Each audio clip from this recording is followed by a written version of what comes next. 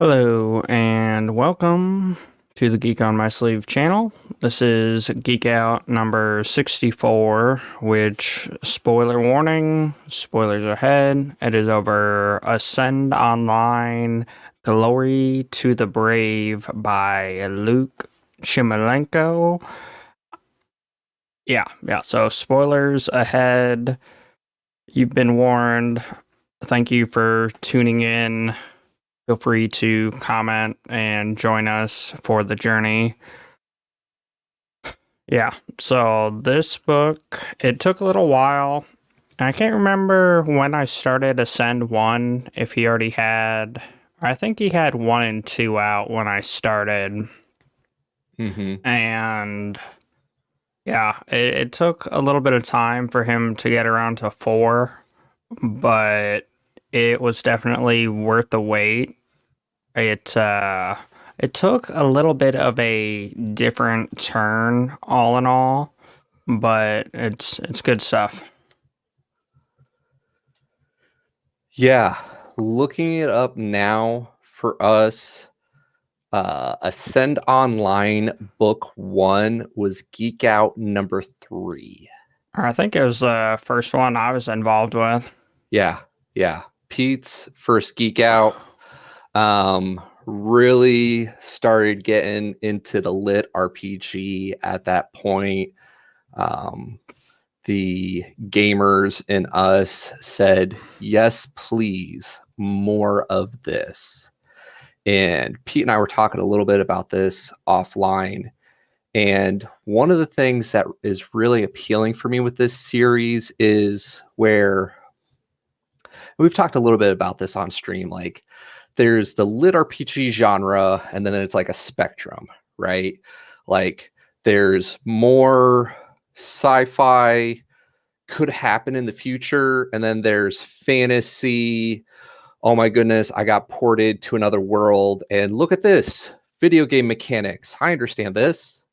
And Ascend Online, it's like well into the hard sci-fi, right? Like, they don't get into the nitty-gritty details. There's a little bit of hand waving, Mm, nanobots, but like nanobots are going to potentially happen in our lifetime. Like, this could happen for us. And that's, for me at least, that's really the appeal. Like, I hope I'm closer to Lyrian slash maybe his parents' age bracket instead of Leandra's age bracket by the time this comes out.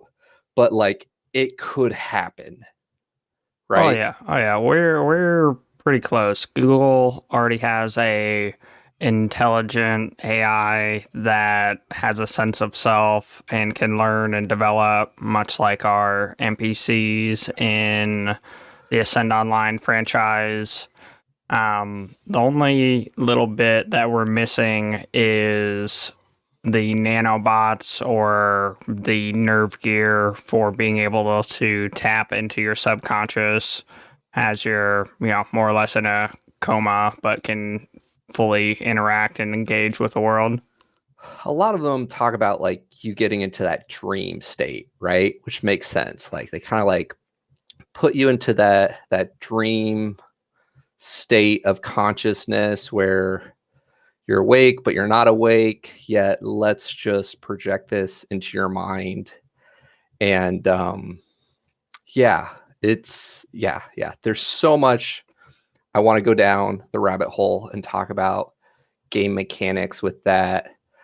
um but first and foremost, what'd you think of the book, Pete, all in all? So, first time through, I felt like it took like a quick left turn, and I was kind of like, this is good, but not quite what I was expecting.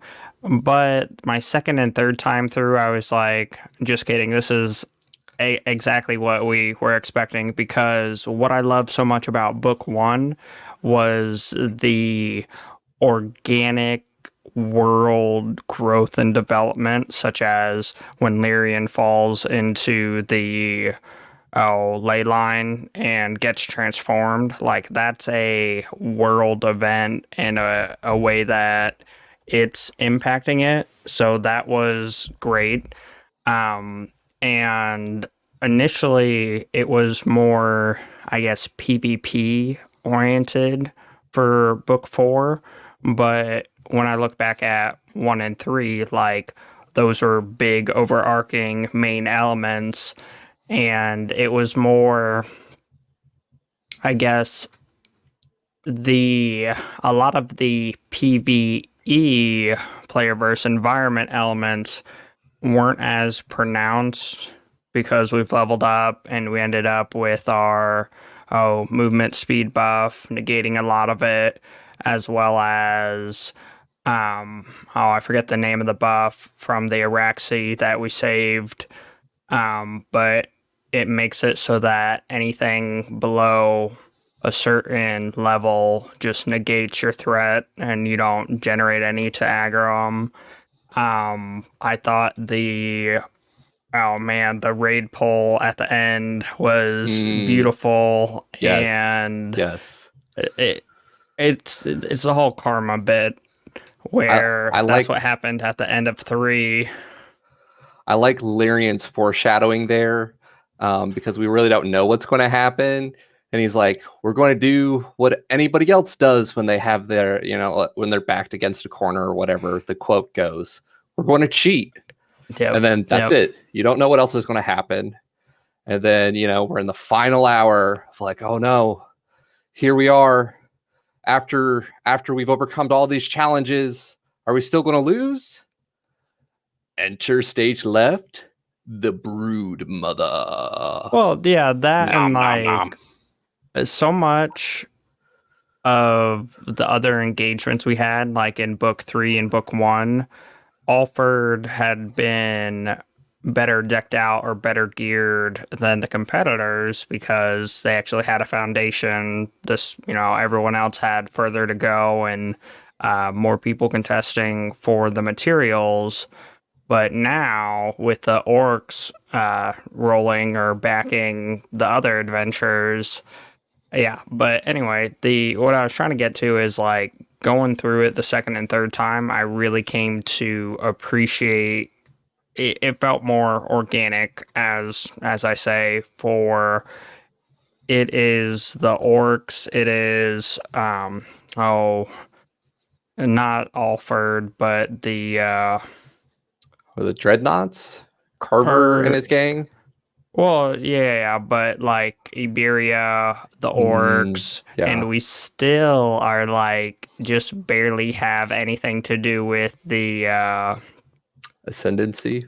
the ascendancy, because that's what book 2 was. Just kidding, book 1.5 was, Right. where we stopped them from just using a demon portal or whatever and backdooring us and steamrolling, you know, our Mm-hmm. main capital. Mm-hmm. So they're still fighting. We got to see a little more insight for the lizard people who end up joining us, of how they used to be slaves. Meanwhile, Oh so no, those aren't the lizard people. I thought those were like the bearkin people or whatnot. Is that what you're talking about? The ones that join Alfred's resist or come back with them, teach them how yeah, to and they use the have assets. the okay. Yeah, Yeah, I think the lizard people are the ones that are on like the other side of the map. The other adventurers I thought were the lizard like people. Um, okay. I could be misremembering it.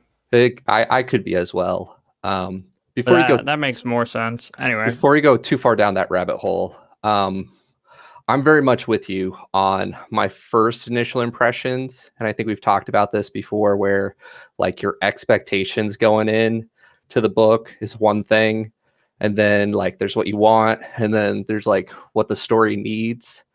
And my first thought when I started the book was like, hold up, we're going to skip all these battles.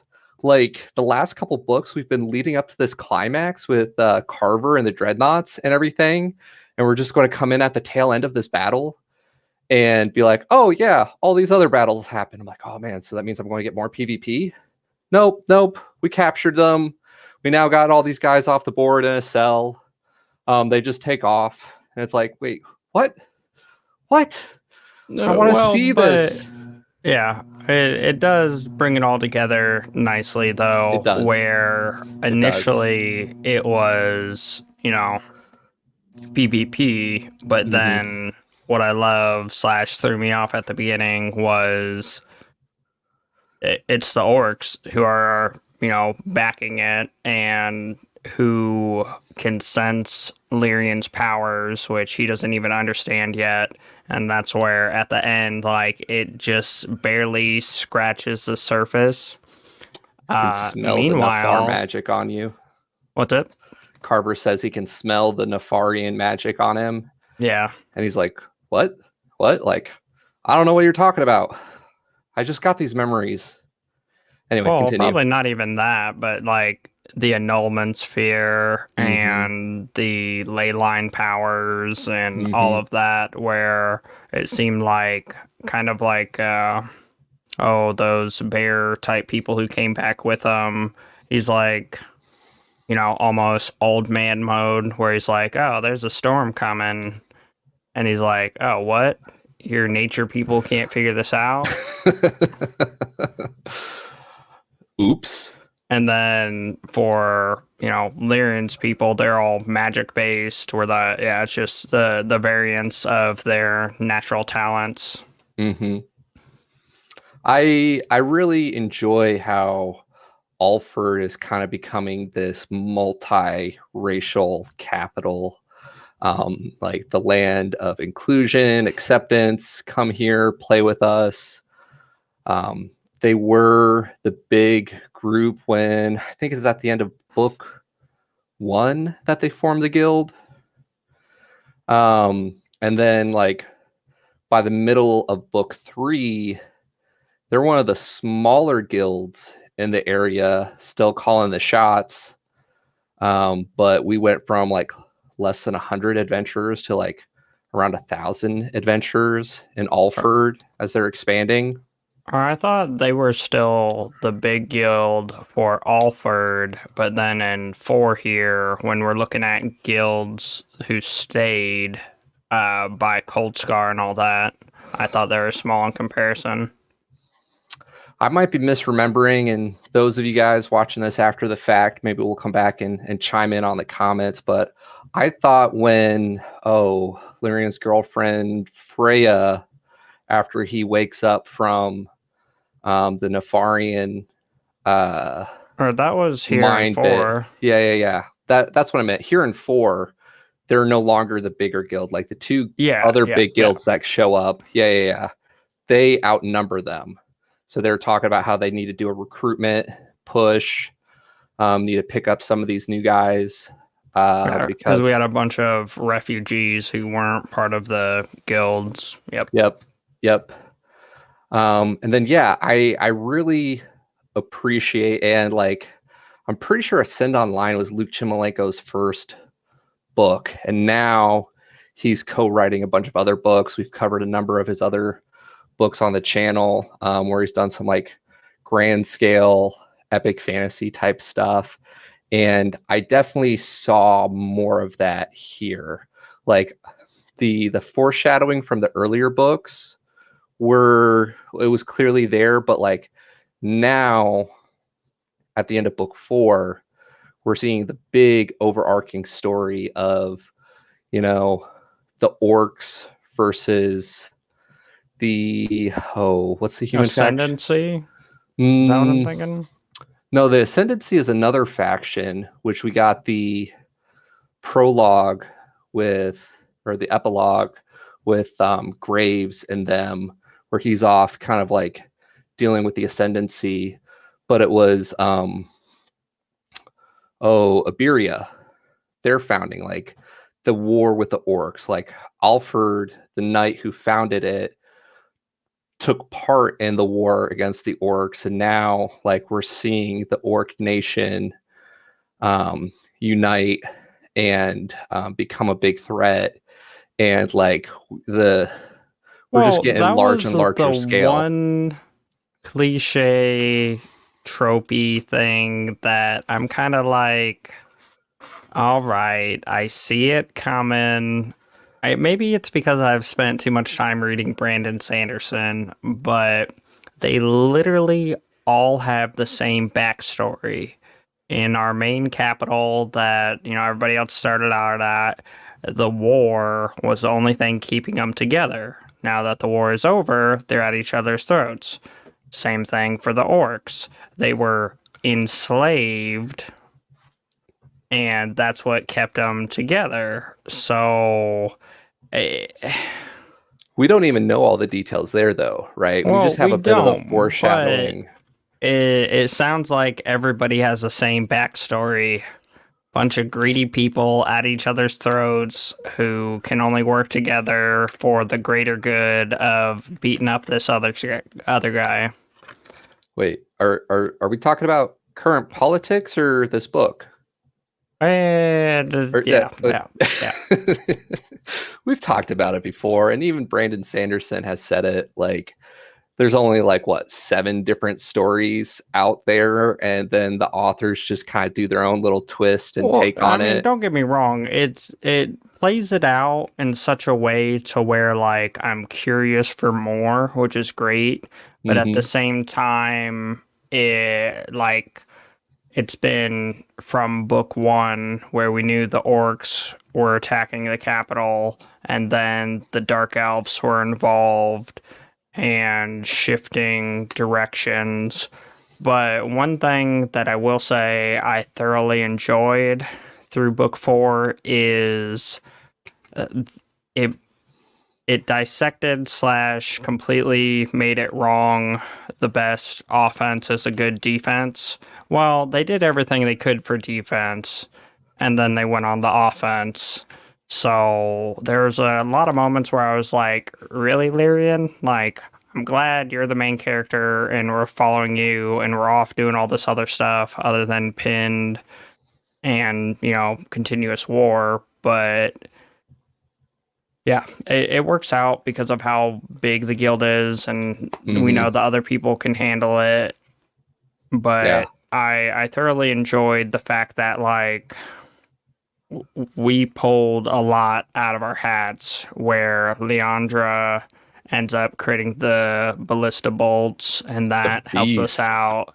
But then they've got the siege breaker, who we pull some, get that parkour out of our hat, and jump to, oh, what is it, blink strike.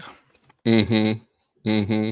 Yeah, Do you it's have some League of Legends type memories there, like completely playing up, or no, not League of Legends, but or, well, like yeah, I in guess I WoW, could. I remember doing like jumping and then like blinking last moment to try to negate my fall damage. Um, Okay, yeah, for that. I remember yeah, those. yeah. I was thinking League for like using a hero ability that can go over walls and Mm, then juking them and getting the blink. That way you can go over another wall yes, where yes. most only have the one. Anyway, You could yeah. tell Luke's a gamer. Yeah. I'm excited. Like, that's where we just got a taste of 30. Like, eh, we figured out how to, and okay, so sidestep. This is another thing that I I thoroughly blink. enjoy is it's not too far potentially in the future. Hmm. Other than, you know, figuring out the full dive. The progression is great and the abilities are great. Oh, forgot where I was going with this. Not too far in the future. Awesome game mechanics. Classes, the how dynamic the classes are, and being able to build and specialize your characters. I know we've talked about that offline before, Yeah. like how we dream of having an MMO like this where they really focus on trying to keep the min maxing down. And because they really discourage people re-rolling characters. So like once you get started and you start building your character, it's not like you can just wipe it and then go min max your stuff.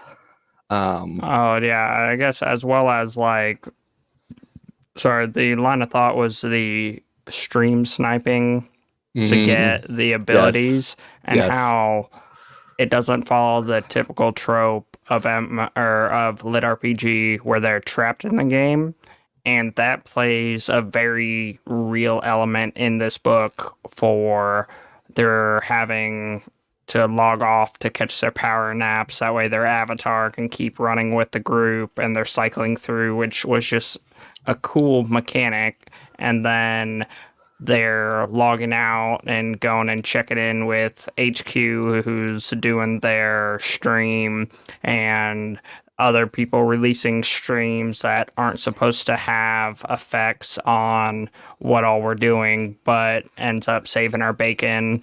And then the fact that we're able to recruit guilds and do other things, and having their offline chat, because that's probably the biggest, like, really, guys, because a lot of games nowadays have in-game chat, they do. but This, your core group of gamers typically have, like I remember back in the day, TeamSpeak and Ventrilla, and now we've got Discord, and like you mhm, mhm. always were communicating, as well as in book one when they first get into their capsules. It's like, oh yeah, you guys can all talk to each other, and then it's like never really and anyway, they yeah, Yeah, a very unique,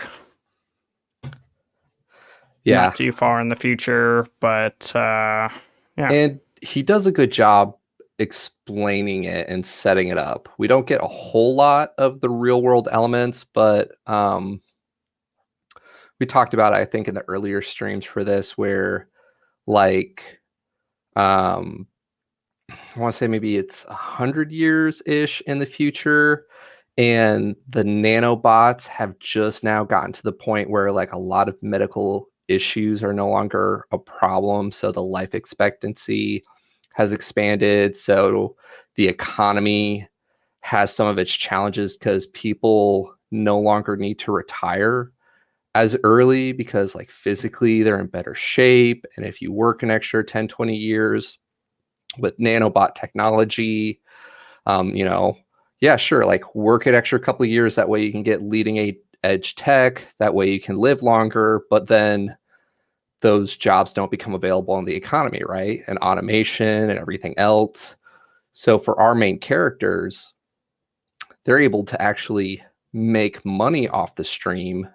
So it's like one of their best viable job opportunities.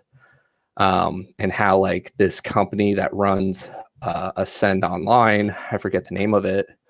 Um, they're also doing a lot of stuff with like the nanotechnology to help people out and you know, breakthroughs, et cetera, et cetera. So like we get a little bit of it, but for me, it just helps with the realism, right? Like I Yeah, understand yeah. when authors have to do that hand waving, um, and I Well, but don't they need also all the set details. themselves up to play in a different space. It's typically like transported to another world or Yeah, parallel universe, or yeah, they make that leap where for Ascend Online, it's like, okay, we're taking the, oh, slow-mo dodging bullets Matrix. Matrix approach of Uh, slightly in the future. Couldn't think of the name for some reason. all good, all good.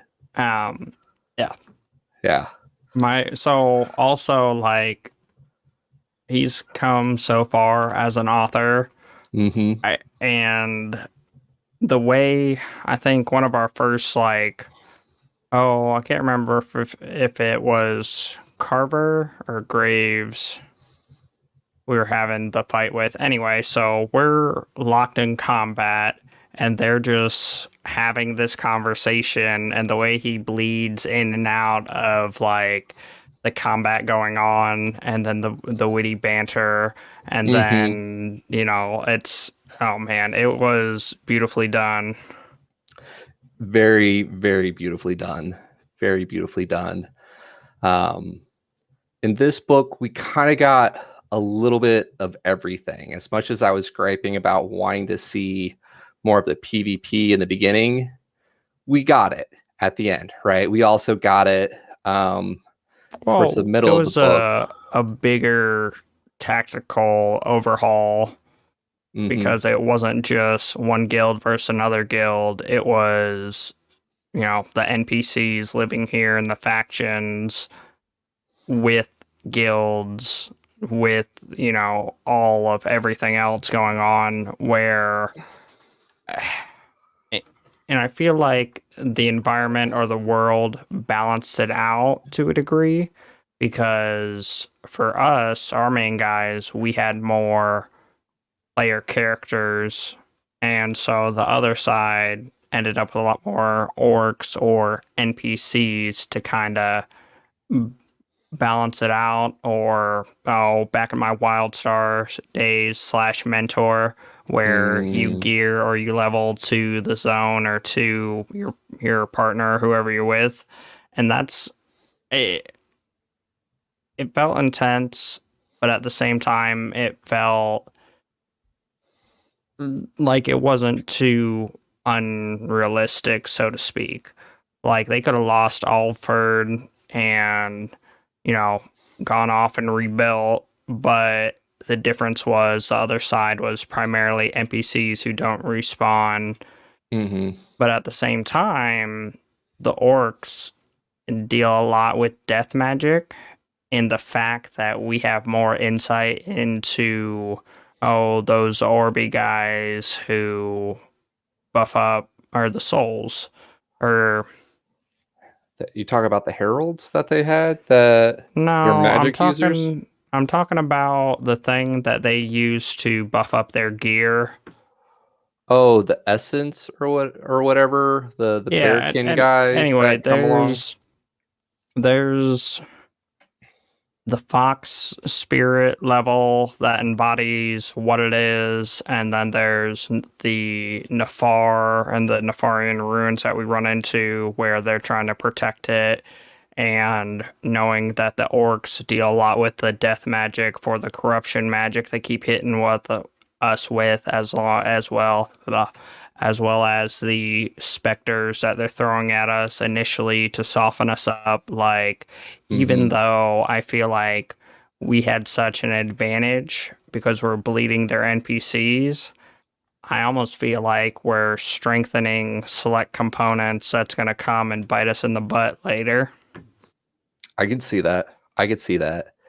And this book does a good job balancing it out where like the corruption was something that they didn't lose in death, right? It like bonds to their character. So if Yeah, they it's like get a corrupted, 24-hour thing. yeah, and even at the end it was oh, what's his Oh, name? Constantine? Or Yeah. He had like 4 days before it went from like a 50% cold penalty to 25% cold penalty or something like that. And the voice actor, Luke Daniels, is amazing. We've sung his praises time and time again. He does a lot of our favorite lit RPGs.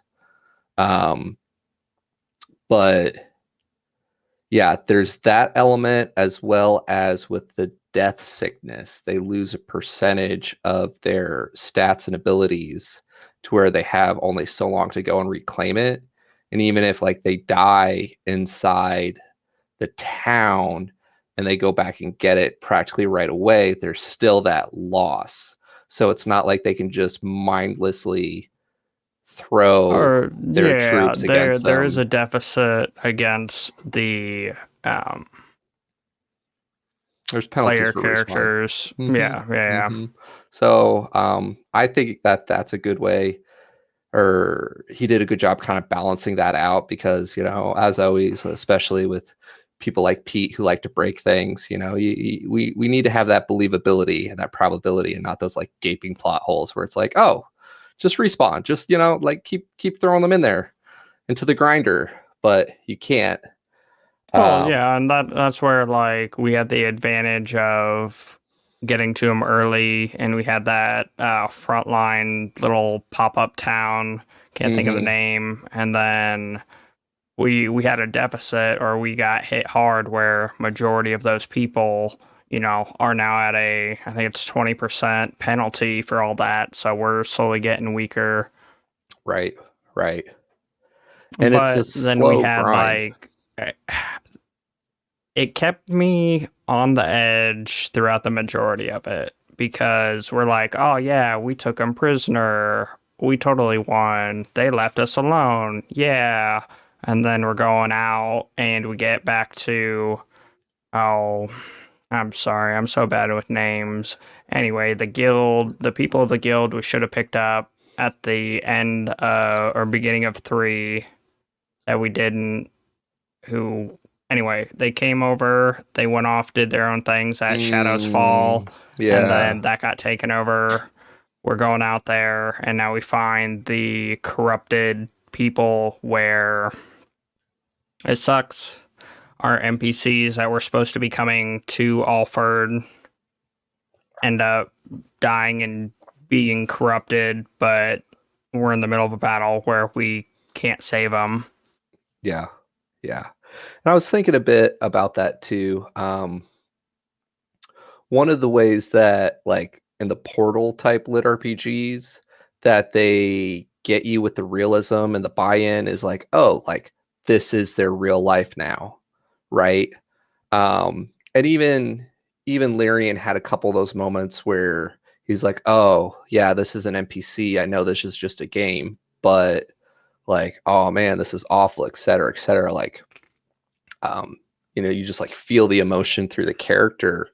But in a lot of ways, yeah, I think we even talked about it live on air before. When you game so often, like after a while, that immersion, it kind of becomes your reality in a way, where like you just start thinking in your muscle memory in gaming terms, where you're there. And then if you add the extra real life elements of this virtual reality, that they're pretty much in there, was it like 10 days on, 1 day off sort of a deal? Like Yeah, yeah. And they're spending more conscious time in this world than not. So like, yeah, like of course their emotions and their reactions are going to be, they're going to be invested in it. And it's hard well, to plus compartmentalize um, game world versus real world. Sorry, go. plus the realism of the NPCs. Mm-hmm. That's Yep. true. That's true. And we take it for granted, or at least I do at this point. But like, I know we talked about trying to go back and re-listen to the first 3 before getting to this stream. I was only able to get through the first one, but it really helped me with the perspective of getting back in there and just how real the NPCs are, as well as eventually I want to talk about creation, because we got another little clip of her in this book. Did we? Epilogue. Mm-hmm.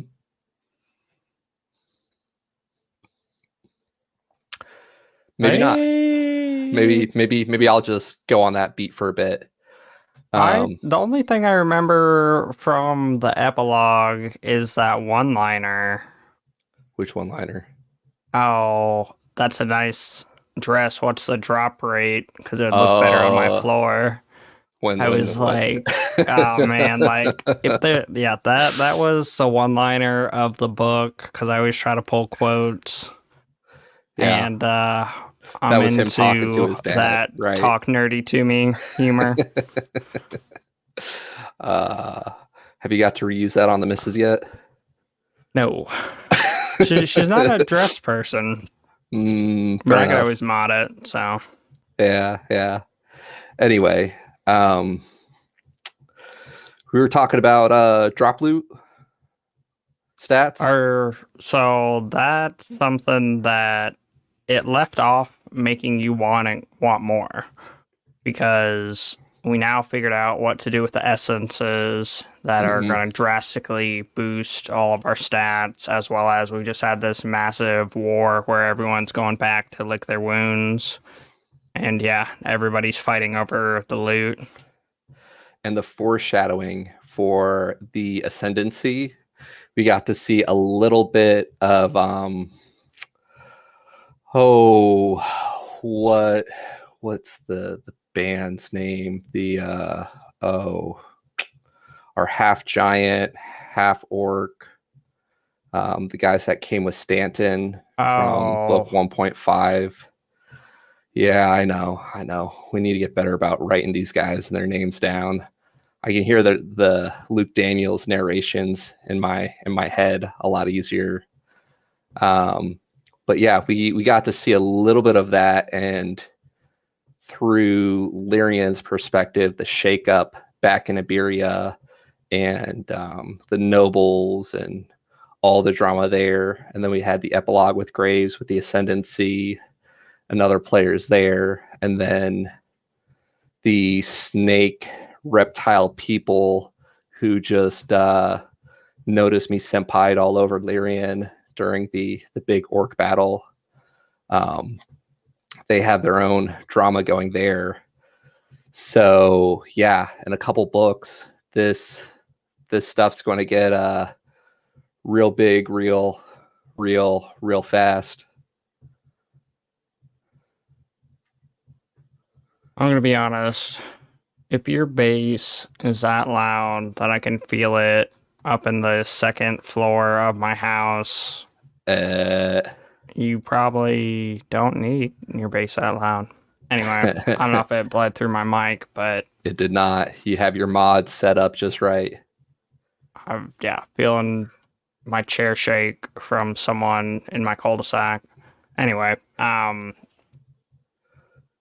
lot of great stuff. The pacing was good. At first, I was like, how is Lyrian not like in the middle of this because he had to deal with everything? But then I was like, okay, we do have a lot of extra decent people, and Mm-hmm. that's where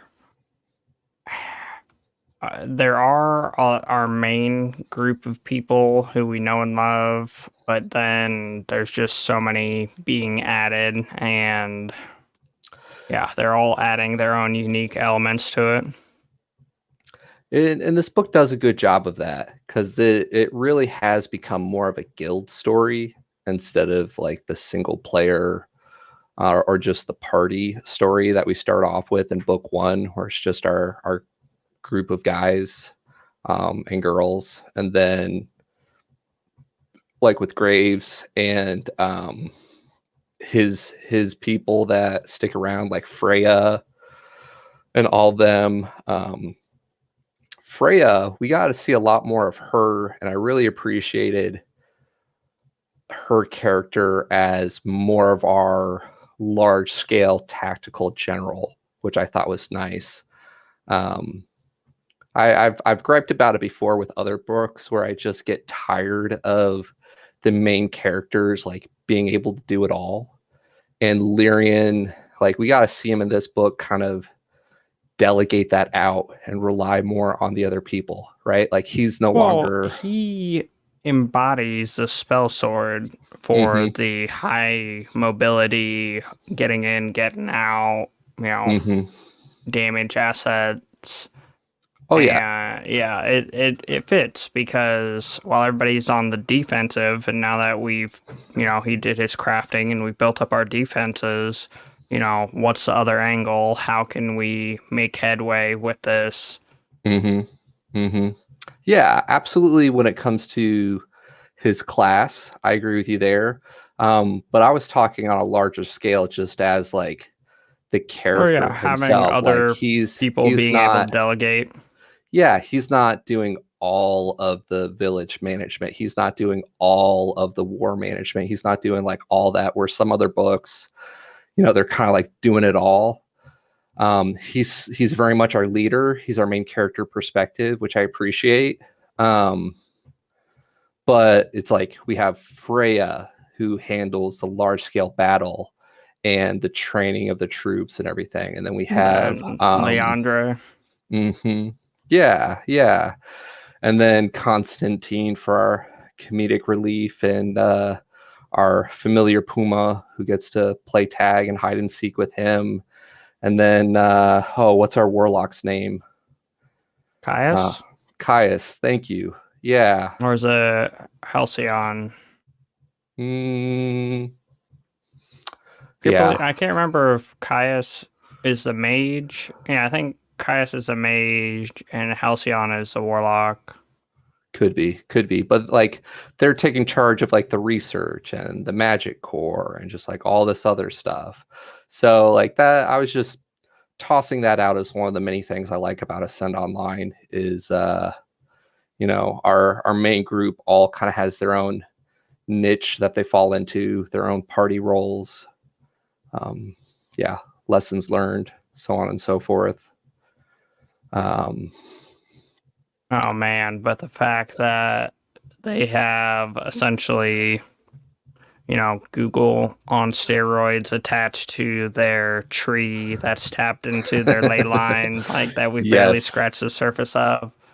I'm curious to learn more about the Nafar, and I'm really curious how they're going to tie in this like AI type technology to this fantasy realm. Um, yeah, yeah, very interesting. Luke Chmilenko, you tease, you're foreshadowing. Yes, give me more, please. Um, what did you think of the ending there with Culver or Carver when he finally got defeated and was collared? So the fight made a lot of sense where yet again he's getting the backing of this other guy who has select powers, and that's where he's like becoming more orcish, and which Mm-hmm. gave him the edge, and we were hard pressed. And it made a lot of sense as far as like his shaman-esque build for like where he has Valor 4, which is, matches up with Lyrian's Puma, can't think of his name. Anyway, so it was pretty toe to toe, but then now he can direct the spirits, and he essentially had his, rage ability or whatever. Mm-hmm. And yeah, so it was a good battle. The ending, which you're specifically asking about, felt conclusive. Like, Lyrian and Amaranth were on their heels fighting through the town Kite and boy, kite. doing the tunnel funnel kite. Yep, yep. And then we got a little bit of a reprieve with getting close enough to the tree to get our mana back and all the Mm-hmm. Mm-hmm. totems and extra stuff there. Mm-hmm. And then so I wish we got a little bit more insight into his what's it called? Like his mana void thing, because he purposefully drains his mana to bring out his mech suit. Not really, but really. And then Let loose the beast, the and hunger. then he actually like manages to absorb enough mana to bring him back from the brink, Mm-hmm. which still was very taxing, which, makes sense. Mm-hmm. And that's one of those, like, even last time he did it, there was still quite a bit of time before he looked more into it and got more insight. So other Uh, thing to look forward to. what about when Carver's there and his band of misfits show up? Um, what was do you remember your first initial reaction when Lyrian finally like beats him, and then the rest of the dreadnoughts show up there and And like, they're like, we're oh, you done. beat him. Yeah, yeah. Like for a moment. That, like, oh, it very easily could have turned, but it wouldn't have been really conclusive. because the only reason I felt like they were being pushed so hard is because they had Freya pulling the raid boss, and it, like, even if they got completely steamrolled, like, they were protecting their NPCs and they would have had them out, and Mm-hmm. like they could have rebuilt. Um, it was convenient. It was the only component that we didn't have in this book that the other ones had, were someone getting in good, getting in close, and then sabotaging us. And as far as, oh, I can't remember the guy's name.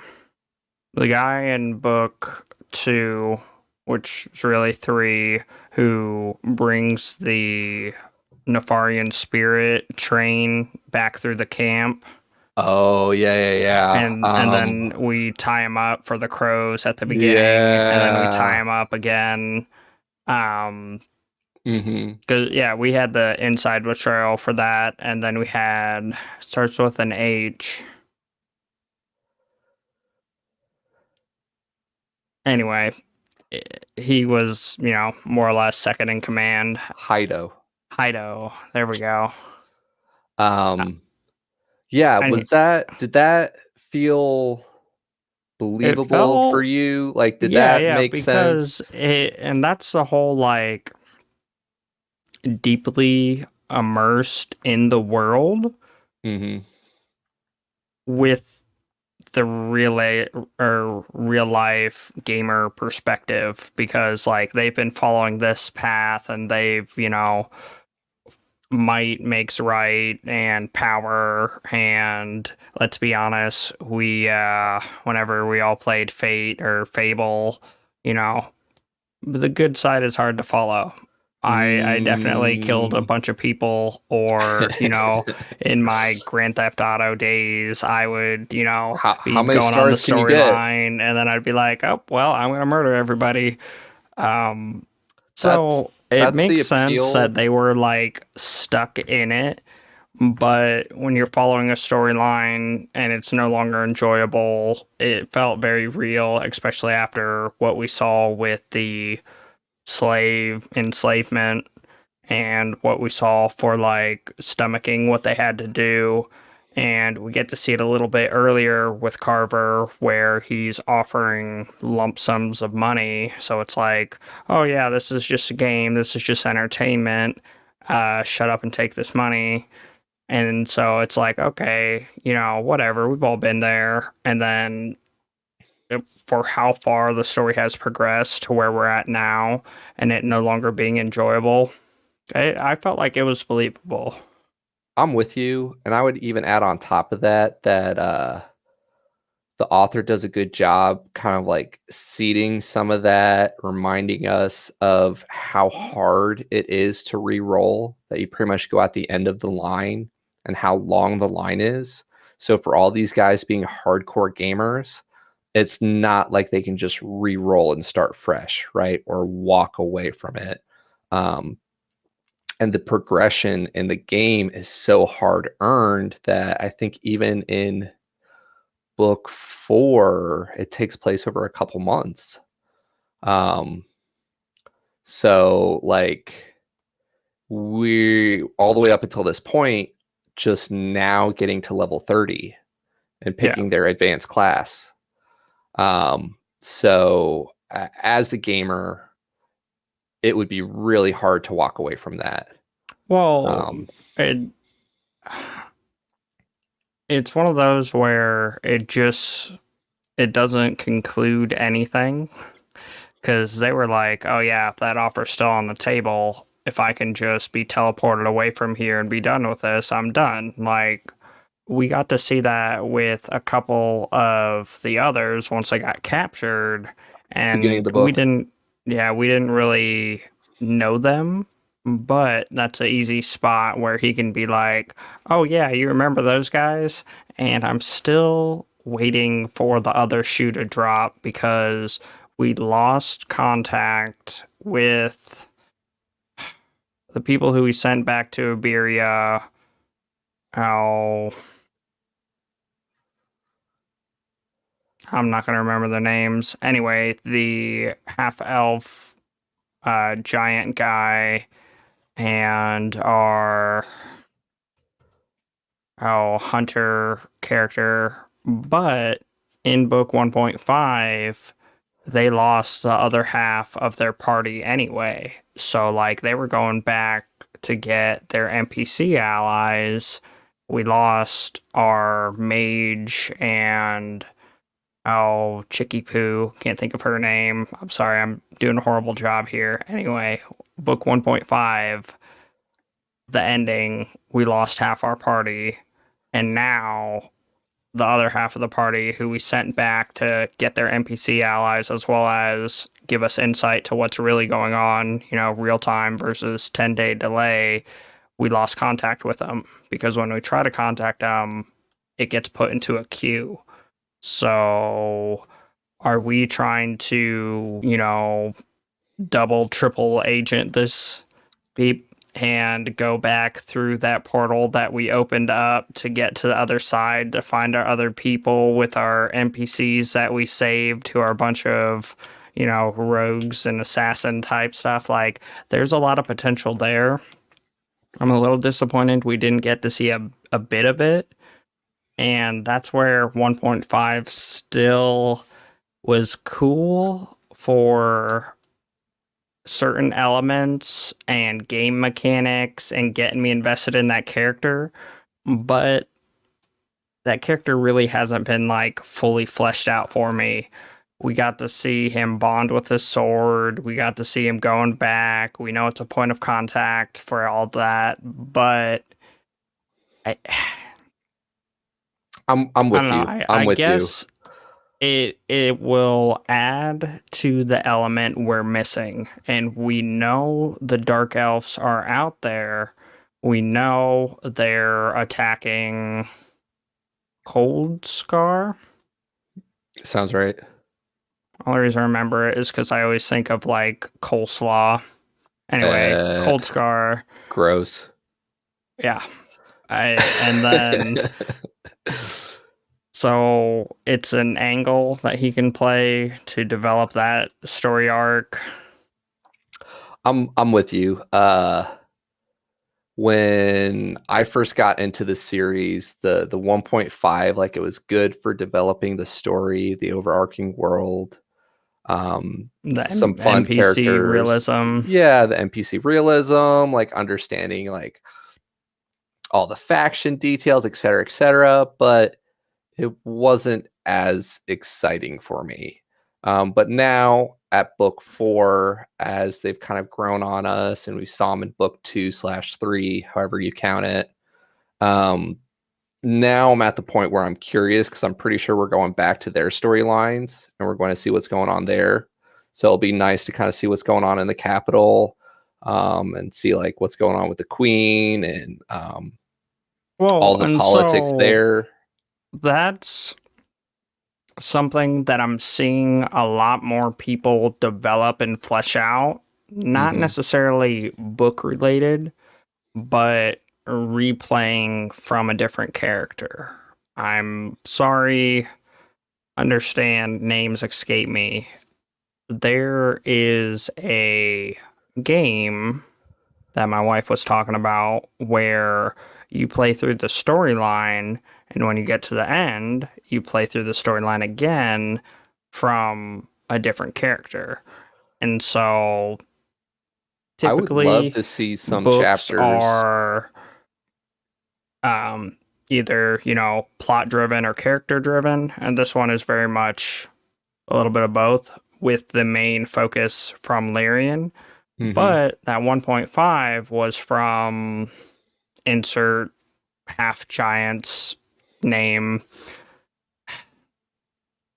Anyway, it was from his perspective, and I think there's a lot of potential to kind of be switching perspectives, but at the same time, Luke, you're doing an amazing job. I just like to break stuff. So, yeah. Yes. Yes, yes, yes. I'm really excited to get into some more of his other stories. I think the Iron Prince Warformed Book 1 is finally out on audiobook. Want to dive into that, see what's going on Or there. doesn't he have something else? He's got a handful of stuff. He's been partnering up with a number of other authors and pushing out content, which is kind of exciting. But yeah, so we're getting closer to our time. As always, it's hard to do these book justice in an hour, give or take. Um, any big moments you feel we missed? There's just so much good stuff in this book. Everything from the town building to the guild management pieces to the combat, the PvP.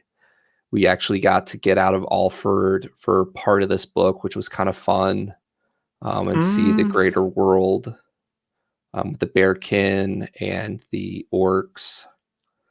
Um, got a bit of I foreshadowing. Be mean, a interesting to lot of see. it that I'm thinking of is just like the potential going forward. Like Lyrian got the orb figured out, or the Hmm. memories, got insight there, and there's so much more potential for when he interacts with stuff, as well as dun dun dun. We finally got the AI component attached to our tree, which is attached to the ley line.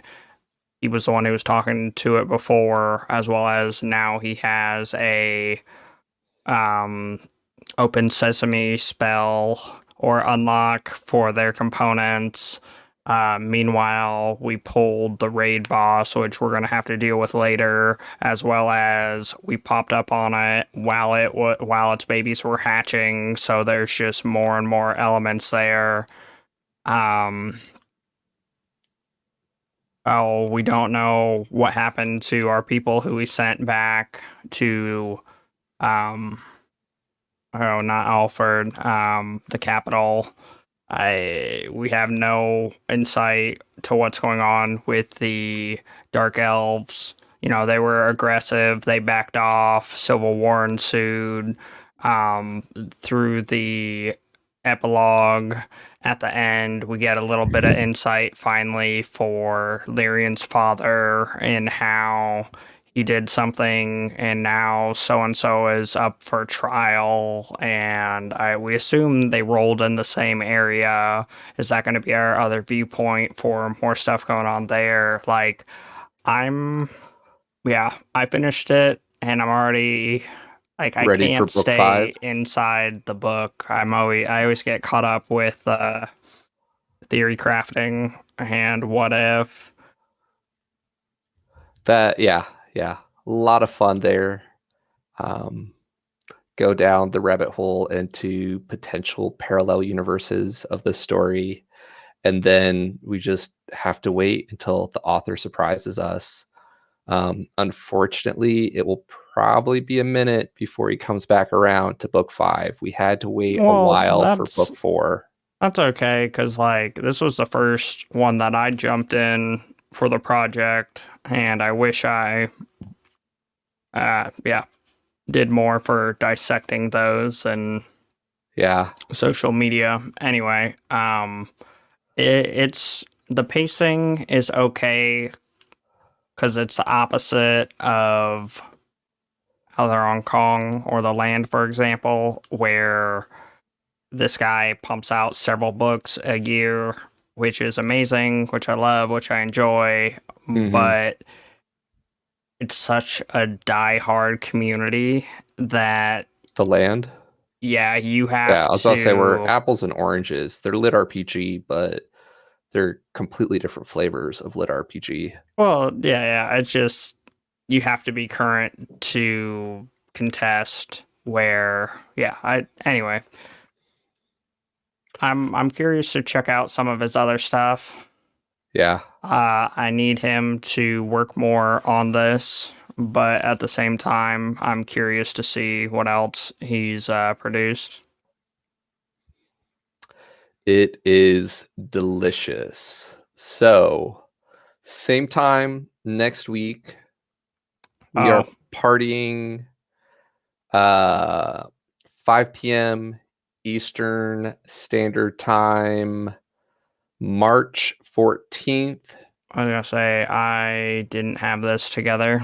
Tisk tisk tisk. So, the outstretched shadow, the Obsidian trilogy, book 1 is what we are going to be geeking out on, taking a step away from lit RPG and going to some more let's see, what genre does it throw it in here?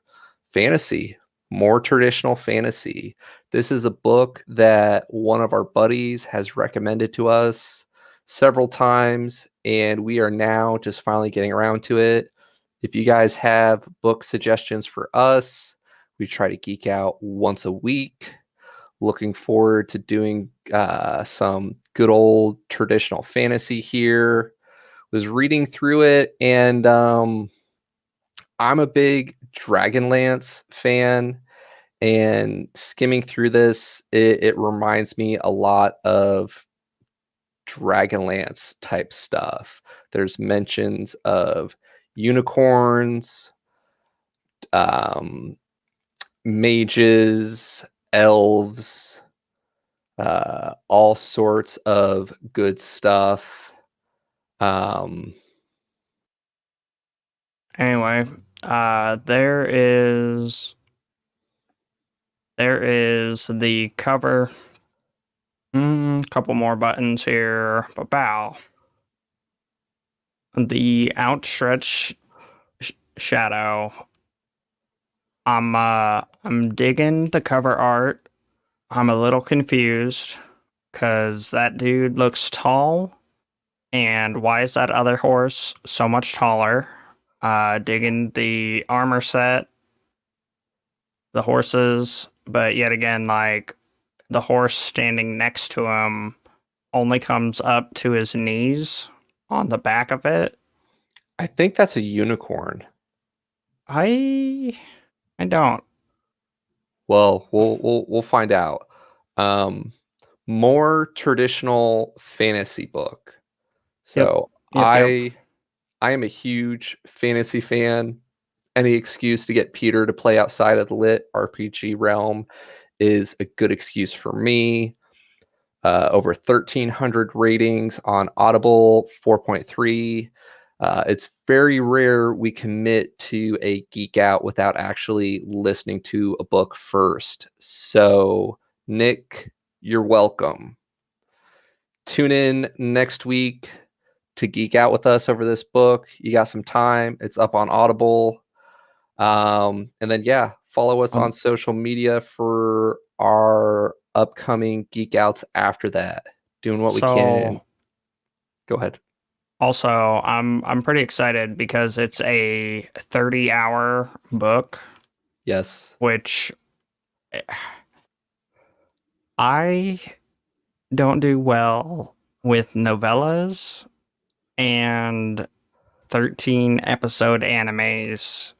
There's just not enough time to flesh it out for me. You get me into the world, you get me excited, and I'm still thinking, what if? And it's over. So yes, longer book is a trilogy, fantasy. Yeah, good stuff all around, just from what I can see. I'm okay with it as long as we stay main storyline. I don't enjoy it when we go into the 20 episode filler about, Well, okay, how we don't got our robe, or how I came to this hairstyle or whatever. Like, I want the in-depth juicy details about main story arc. true. Don't Naruto it, but you know, Or Bleach, or One I Piece, mm, or I guess I don't know. I haven't Bleach committed to is One Piece. like a third, or well, even shorter than. Still, they go off on crazy story arcs, Okay, which it's they do like, have side tangents, but yeah, like I'm a fanboy, but I mean, come on. I want the main storyline to progress. you're Okay. almost as bad as my need more combat. need more combat. Yeah, we got quite a bit of it here for book 4 here. Yeah. All right. Final thoughts? Anything else? Can't wait for book 5. Will not be holding my breath. Plenty of time to check out his other stuff. Excited about next week. Hopefully Nick will be able to join us. And yeah, hope to geek out with you guys here soon. Bye. Bye.